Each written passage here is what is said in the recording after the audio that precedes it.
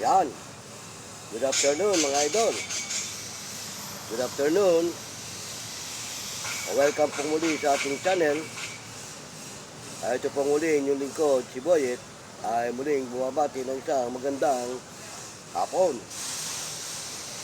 Hello mga idol, saan man kayong panig ng ating bansa naroon, sa Luzon, Visayas, Mindanao, ay binabati ko kayo ng isang magandang hapon. Siyempre mga idol, hindi ko man isa-isahin ang inyong mga pangalan.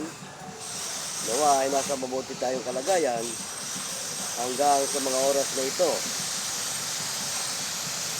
Pero mga idol, ang paksa ng ating tatalakayin sa mga oras na ito ay may kaugnayan pa rin ito sa mga napapanahong issue tulad nung napapanood natin sa ibang mga channel na kung ano-ano. Meron tayong napanood na video na ito isang kulto na sa bandang Surigao. At sila ay nagtatatag ng sarili nilang gobyerno. At sabi pa doon sa kanilang sila ang may-ari ng buong Pilipinas.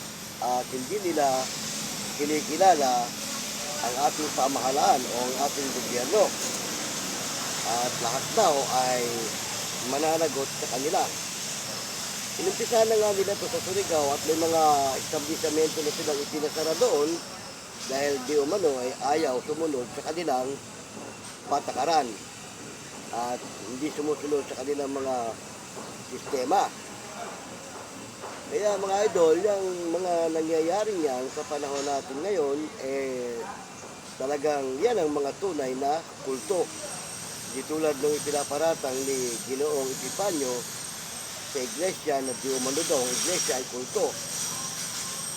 Bakit yung mga tunay na kulto na yan ang hindi niya sawatain at hindi niya puligsain para mas mapadali siya, di ba? Tama? Ngayon, yung walang katotohanan kasi, yun ang gusto niyang i-content. At yung mga may katotohanan nangyayari sa ating paligid at sa ating mga tulad nung nasawata ng mga pulis, yun. Hindi mo, may sarili silang batas. Magtatatag sila ng sarili nilang gobyerno. At sasakupin nila ang buong Pilipinas, pinumpisahan lang daw nila ito sa Surigao. O dahil sabi, yung daw pinaka-hari nila o nila, ay may kapangyarihan ng yung apat na elemento. Oo.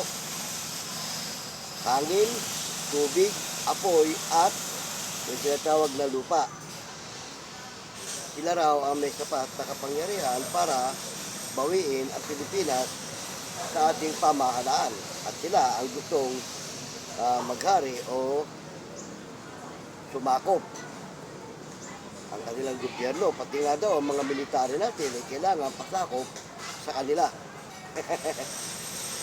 Talagang mga idol, yung mga ganyang bagay, habang nalalapit ang kawakasan, magsisilitaw yan.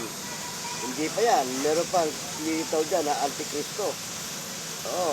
Gagawa ng mga kung ano-anong kababalagan at mga tanda. Yan.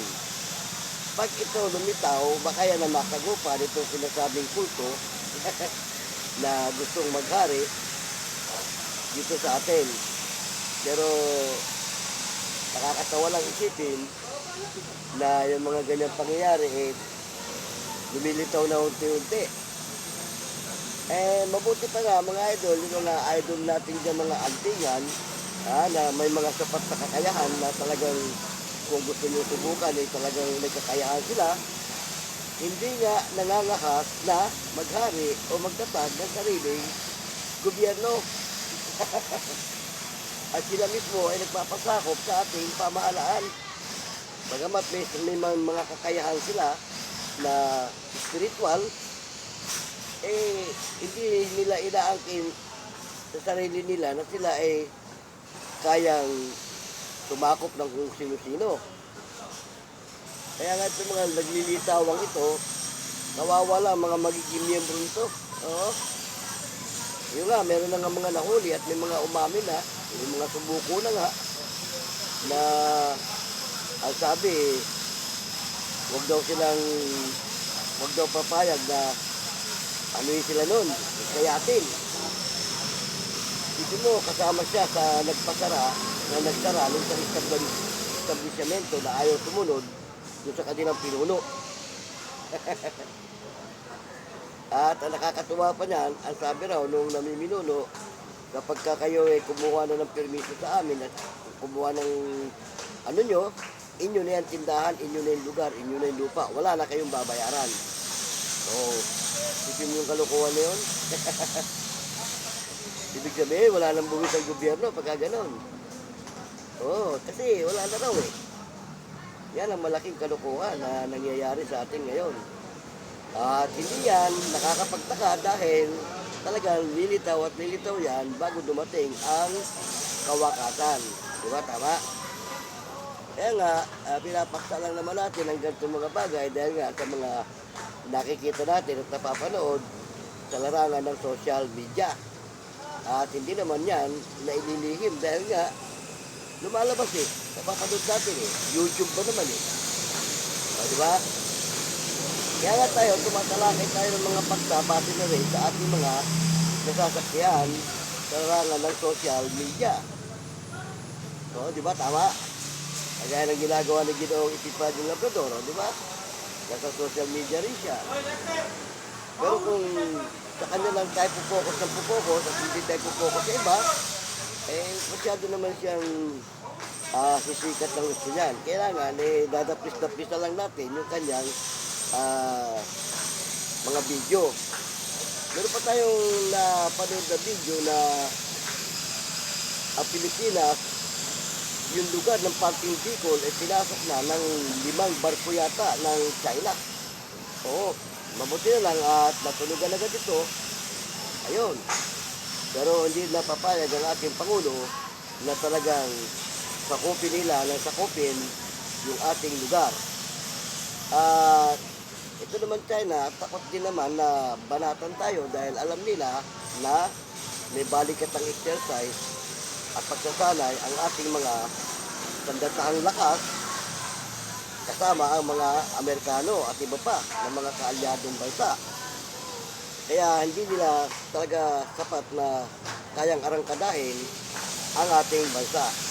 Kumbaga, panay lang sila pa-espanta, panay lang forma. Diba? Pero sa totoo lang, mga ito, nakakatakot din ang mga ganyang pangyayari dahil kasi hindi natin masasabi baka mamila ay biglang pumihit ang utak, banata ng ating di ba? Pero siyempre, hindi naman tayo pababayaan ng ating Panginoong Diyos dahil nandito ang kanyang bayan. Ang sabi nga sa una, ikaw na aking hinawakan na hindi pinabayaan, eh huwag kang matakot, sabi niya, ako'y sumasayo, aking dadalhin ng iyong lahi. Di ba? Kaya itong bansa natin, napakapalad ng bansa natin dahil nandito ang bayan ng Diyos. So kaya nga, kung ano-anong mga tuligsana ang inaabot ng ating namamahala sa iglesia dahil nga nagaganap na unti-unti yung mga palatandaan na binigay sa Biblia. Pero tayo naman kahit na anong mangyari, hindi tayo nangangamba dahil kasi alam na natin yung mga bagay na mangyayari.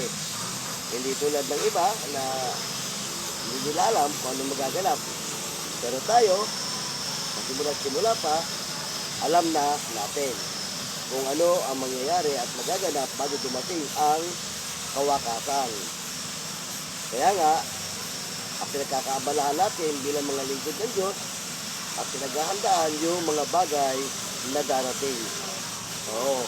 Hindi gaya ng iba na bastante na sila, kontento na sila sa buhay na ito. At hindi na nila inaalintana kung ano ang mangyayari. Ganon. Ngayon, meron din tayo napanood sa video ng kapatid natin sa iglesia na tungkol dito din sa sistema ni Ginoong Epifranio Labrador. Kasi nga, ito si Ginoong Epifranio hanggang sa ngayon ay hindi pa rin tumitigil. Tapos, di umano, may mga lumalabas na video na inuubo na si Epifranio, nilalagnat. parang nagkakasakit na. Ganon. Kaya nga tayo sa iglesia, sapat ang ating pinanghahawakan na tayo ay nasa katotohanan. Diba? Tama? At wala tayong nilalabag sa anumang batas na pinatutupad ng ating pamahalaan. Na gaya ng itinutulog sa ni Ginoong Epifanio, ay sa kanya rin tumatama yung kanyang mga sinasabi. Oo, sabi niya, mga tirador ang Iglesia ni Cristo, mamamatay tao, kriminal. Sa kanya tumatalbog yung kanyang sinasabi dahil sa mga video rin niya na pinapakita. O, di ba? Ngayon, ito nga, sabi nga ng kapatid na nagbo-broadcast o nagbablog, ito si Epifanio Labrador, talagang parang wala na sa tamang katinuan at kung ano-ano na lang ang kanyang naiisip para talakayin sa kanyang programa. Oo, di ba? Tapos yung tungkol sa mediation na nakahain sa kanya, hindi niya inarap, hindi niya sinipot, ay wala tayong magagawa kung gano'n ang ano niya. Pero lalo lang niyang pinalalala ang sitwasyon. Meron din tayo napanood na isang video tungkol naman sa katarungan pambarangay at nag-iwan pala ng katanungan yung nagbablog kung sino raw ang may pagkukulang, kung ang gobyerno raw ba o ang lupon taga-pamayapa. Kasi may tinalakay siya doon na dapat ang lupon taga-pamayapa sagana sa kaalaman tungkol sa pag-handle ng kaso, which is tama naman. Oo, kailangan dala-dala mo, taglay mo kung ikaw ay lupon, taglay mo yung katangian ng isang lupon taga-pamayapa kung paano mo hahawakan yung problema ng magkabilang panig na dinudulog sa inyong tanggapan. Tama yun. Ngayon, ako nga mga idol, nag-comment ako doon sa kanyang section na sabi niya mag-iwan kayo ng comment na kung sino ang dapat na may pagkukulang. Ang comment ko roon, ang sagot ko pareho. Pareho. Kasi una, dapat ang pamahalaan natin ay walang tigil sa nagpapalabas ng mga training at saka mga seminar. Kasi continuous study dapat ang isang lupon o yung miyembro ng katarungan pambarangay. Diba? Tama? At dapat laging busog sa aral at turo ng mga kinaukulan para wag lumagay sa alanganin ang sinumang mga miyembro ng lupon. Yun ang aking naging comment. Kaya ang paksa ng ating tatalakayin, tinatalakay ngayon, halo-halo. Oo, halo-halo istorya na. Huwag naman yung lagi nilang kay Ginoong Epifanio Labrador. O, kagaya nung napanood din natin isang video na akala ng iba at ng nakakarami ang ating Pangulo ay walang ginagawa dito sa ating bansa. Ang hindi lang nila alam, ang ating Pangulo ay pinaghahandaan talagang lubos yung mga mangyayari. Oo, tulad ng mga kalamidad na yan at yung mga napipintong digmaan na yan. At unti-unti nga, pinapakita na ang ating bansa ay talagang patungo sa pagunlad. Dahil nga lang kasi kung natupad lang sana yung binasa ng ating ministro doon sa face rally, sana tuloy-tuloy na sana ang pagunlad at paghango natin sa masalimuot na kalagayan. Kaya nga lang kasi nga, palibasa nga, sa larangan ng peace rally, tayo lang ang tumupad, tayo lang ang nakiisa, ang Iglesia ni Cristo, yung pagkababahabahagi ay nanatili. Oo. Kaya, sabi nung iba, nasayang daw ang kaisahan ng Iglesia at walang nangyari. Yun ang akala nila. Pero sa totoo lang, hindi yun nasayang. Dahil lahat naman halos ng miyembro ay nakipagkaisa. Maliban na doon sa mga hindi kaalib at yung mga ayaw sa pakikipagkaisa na kasangkapan ng dyablo sa pagkakabahabahagi. Yun. Sila ang nagpatuloy nung pagkakabahabahagi. Dahil nga, wala silang kamalay-malay na naalipin sila ng Diablo. Nabanggit na nga sa Biblia yan eh. Ang pagkakabahagi ay hindi sa Diyos. Pero bakit may lumilitaw na ganyan? Wala tayong magagawa. Nakalagay sa Biblia yan. Talagang lilitaw ang mga kwail. Oo, ang mga palalo. Mga walang turing. May bigay sa talapi. Yan ang mga nakalagay sa Biblia tungkol sa ganyang uri ng mga tao. Oo, ang sabi pa, magiging mapanganib ang mga darating na henerasyon. Oo, ang mga kabataan, yung mga susulpot, yung magsusulputan. Binanggit na yun eh. Magiging mabalasik, sabi niya. Walang turing. Oo, mapagtungayaw. Mga papastangaw sa magulang. Diba? Sa panahon natin ngayon, nangyayari yan. Nililitaw na yan. So, maging sa ating mga kababayan dyan na kaya nga, yan, mga idol, na nangyayari sa atin, yung mga ganyan mga bagay, sa amin sa iglesia, hindi na namin yan pinagtatakahan. Kasi nga, nakasulat at nakatala na yan, at alam na namin mangyayari yan. Kaya lang, ito mga kaibayo natin, sa pananampalataya, ito ang mabubulaga pagdating ng takdang panahon dahil hindi nila napaghandaan ang mga bagay na darating. Abalang-abala sila sa kanilang mga sariling gawain, sa kanilang sariling mga ginagampanan. Kaya nga, pagdating ng takdang panahon, kawawa ang mga tao na hindi nakapaghanda sa araw ng kawakasan. Kaya mga idol, may kilang naman itong ating tinatalakay dahil nga, kumbaga, sumundot lang tayo ng konti sa ating paksa at pasamantala ako magpapaalam dahil nga may tumatawag sa akin, may nangangailangan ng aking tulong, pasamantala ako magpapaalam sa inyo. At kung may mga katanungan kayo, lagay nyo lang dyan sa comment section para matalakay natin. At kung meron kayong mga comment, lagay nyo lang din dyan para matalakay natin. At ang susunod natin mga paksa, sa sakali, napapanahon pa rin sa mga pangyayari. Oo, hindi na tayo lalayo sa mga napapanahong issue sa pang-araw-araw ng ating nakikita sa larangan ng social media at sa ating kapaligiran. Okay na, ito po muli inyong lingkod, si Boyet, at samantalang magpapaalam at hanggang sa uli, paalam!